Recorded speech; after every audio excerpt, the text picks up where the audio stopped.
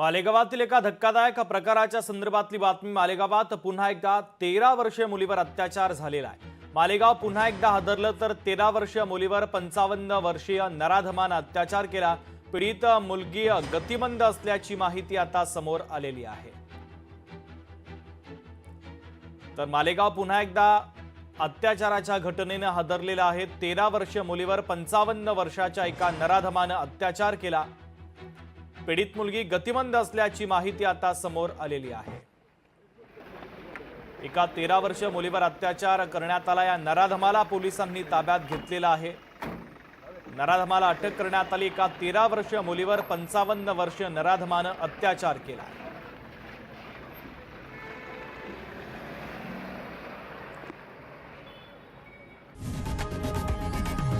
लोकशाही मराठी ऐका, पहा, जागरूक रहा।